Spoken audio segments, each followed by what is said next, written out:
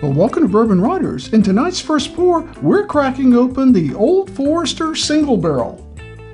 Wait, is this the one I'm supposed to crack open? Something about it doesn't look right. I'm kidding, guys. We're cracking open this guy. Now, this just so happens to be a sample bottle from my friend Dave, one of our subscribers, who sent it to me before I found this. In fact, it was probably just a couple days after he sent this off that I found this. But I still thank Dave, and this is why. This is a single barrel, and it's a single barrel from Roswell Beverage.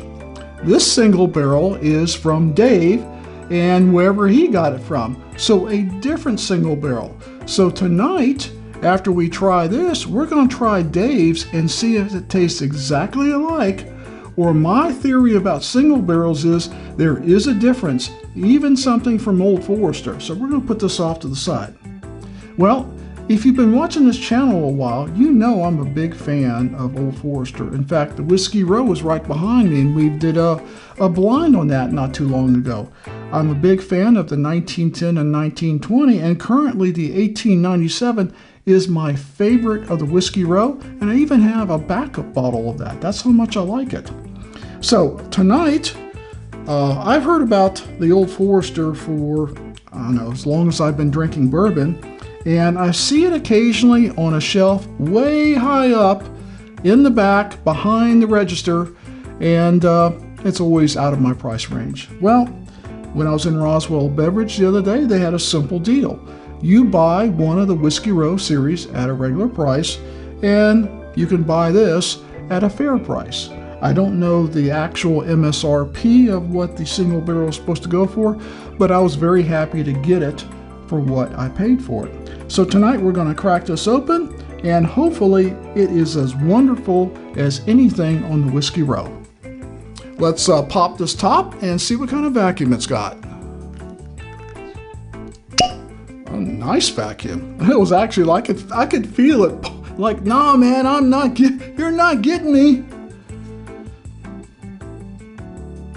Oh, that is a wonderful smell. Definitely Old Forester going on there. You know, this is a single barrel Old Forester. Now, it's not a single barrel from the Whiskey Row, so I'm really wondering what kind of flavor, which one of the Whiskey Row is going to taste most like. Is it going to taste most like the 1920, since it is high strength as well? Or is it going to taste more like the 1870 or the 1897 or something else? My guess is something completely else. So let's get some chugging going on. Oh, that's some excellent chugging. Good pour there. Okay, let's see what kind of color we got going on here. That's a beautiful amber. It really is.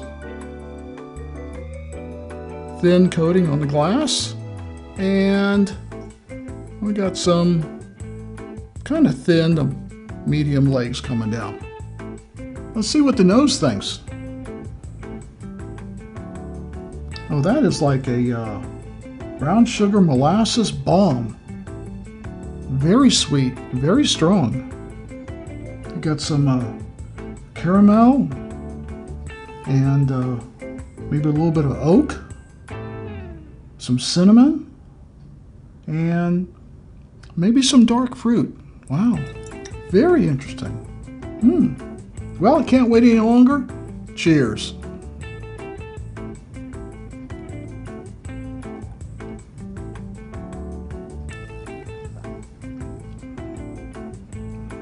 I always remember to take small sips with this cask strength stuff.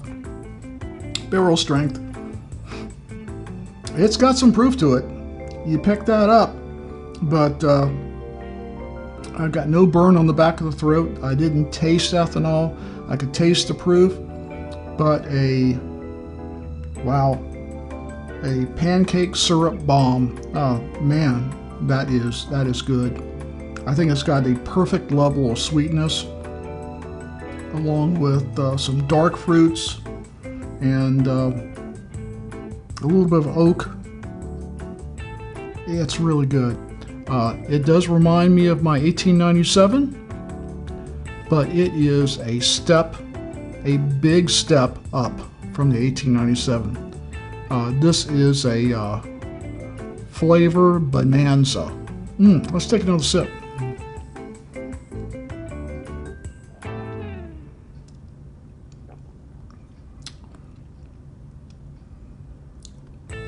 Second sip.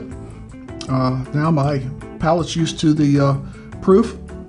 I can pick up more baking spice, a little bit of pepper on the tip of the tongue, and that maple, or should I say molasses, brown sugar goodness just spreads across the palate, along with some baking spice and just the perfect amount of oak. I don't like something that's real oaky. Sometimes these double oak products, they go too far, it's too oaky, or ones that have been in an oak barrel a long time, again, too oaky. Whatever the age of this is, and I don't think it's age stated, this is delicious. This could be my new favorite Old Forester bourbon. Really, there is, once you get past the first sip, and that's because of the proof, there is a consistency from sip to sip as far as the flavor, the spice. Wow, that is some good sipping bourbon. And I like my bourbon a little sweet. If you like your bourbon a little sweet, you're gonna love this Old Forester. If you like any of the Whiskey Row, I promise you, you're going to love this Old Forester. Now, it's not quite the spice bomb of the 1910 or the 1920, but it's got a richness and a viscosity that those two don't have. I mean, I love them both. This is better. Wow. We're going to take one more sip, and then we're going to compare this to Dave's.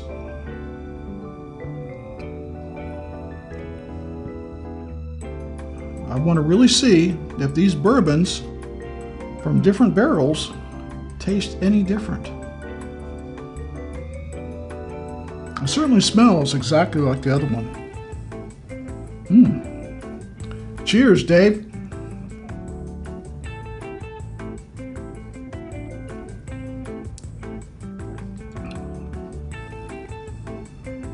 Well, there's a little bit of difference. And to me, this tastes like it may have been open a while, because, you know, a lot of times a bourbon that has a lot of bite, especially on the proof, on the alcohol side of it, after a few days, air gets into it, and it actually, you know, it cuts down, it gets better. This tastes like something that has been open for a while, versus my brand new one from this bottle.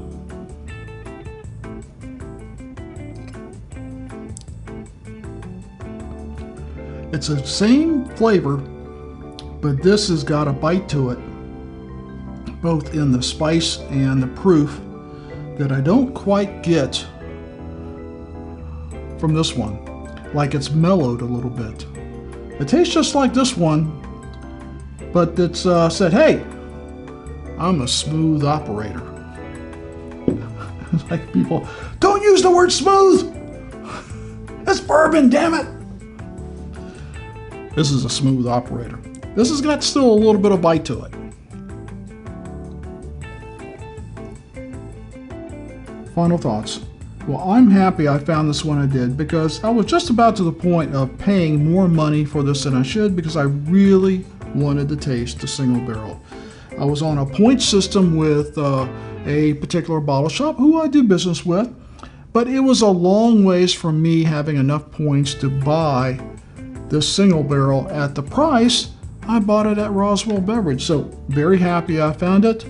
Certainly, if you're in the Roswell, Georgia area, go by and see Rocky and see if he's still got any of these left. What do I think of it? I think this is something that you should look into, that you should see if anyone in your area has. Which brings us to our recommendation system, 1 through 5. 1 being the highest, 5 being the lowest, 5 being don't bother. This is definitely a solid number 1. I don't give too many rankings of number 1. This is a solid number 1. If you know where this is and you can get it at a fair price, stop the video and go get it right now, because I don't see these in the wild too often. And I think if they do pop up somewhere at a reasonable price, a reasonable deal, you need to get it. You can watch the rest of this video later. I'm telling you, you're going to love this bourbon. If you're an Old Forester fan, you are going to love this bourbon. Now, it's a little bit proofy, so it is probably a Friday night or Saturday night pour, but that's just going to make it last a little longer, right? So, solid 1 recommendation. If you know where it is, stop the video and go get it. You can thank me later. Well, as always, please drink responsibly, never drink and drive, and if you find Old Forester Single Barrel out in the wild, you need to get you one. See you next time.